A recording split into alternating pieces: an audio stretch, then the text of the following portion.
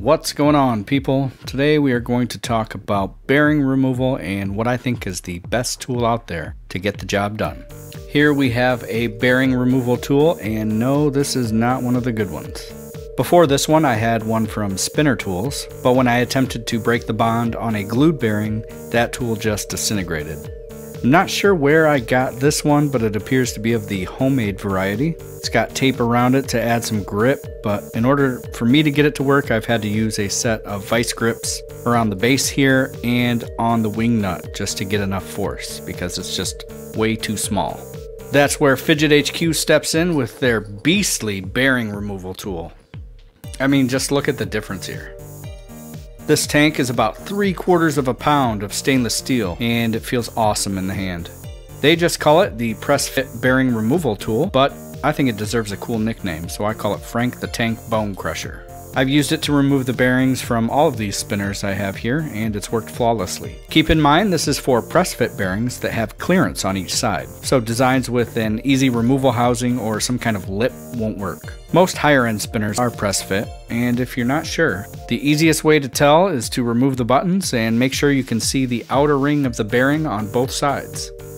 If that's the case, it's a true press fit or it's glued in, and you're good to go with the bearing tool. Back to the tool, why is bigger so much better?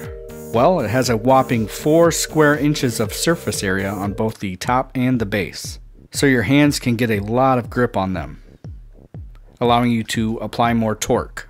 On top of it being massive, that surface area has knurling on both ends to provide extra friction. From my testing, there hasn't been a single press fit bearing that can withstand the force that I'm able to apply. So let's take a peek at how this tool works and put it to the test. It comes in 5 pieces, starting with the base with a threaded post, and a notch here for this plastic bushing. The plastic bushing provides a surface for the spinner to sit on without scratching it, and creates a gap for that bearing and pusher to fall into. Next, you have 2 different pushers.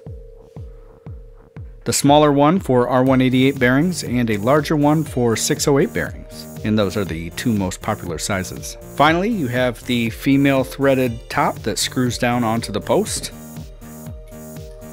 To remove a bearing, put the plastic bushing on the base, slide the spinner down the post, add the appropriate sized pusher tool, and then screw on the top.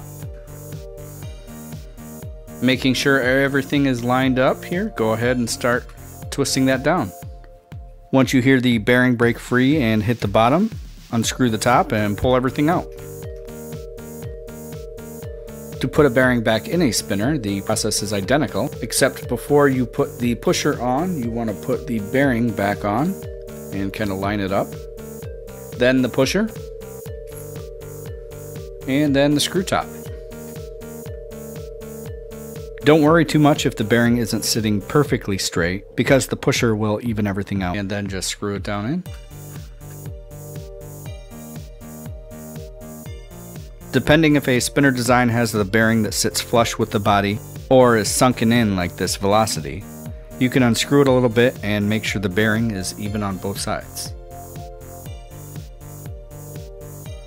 It's kind of hard to see with the shadow, but it looks pretty even. And that's it. The Fidget HQ bearing removal tool makes the process nearly effortless, and I don't have to strain to try and break a bearing free. I've used a handful of different bearing tools in the past, and this one is by far the best, as far as performance and the cool factor. Fidget HQ still has some in stock, but I bet that won't last long since their first run sold out pretty quick. You can pick these up on their site, and that link will be in the description below. If you want to chat more about this tool or other fidgety stuff, make sure to join us over at the Daily Fidget group, and that link will be in the description below as well. Later. Alright, thank you for watching, and if you want to support the channel, please consider subscribing by clicking the button on the left, and by watching some of the other spinner reviews here on the right. Because without you guys, this doesn't happen.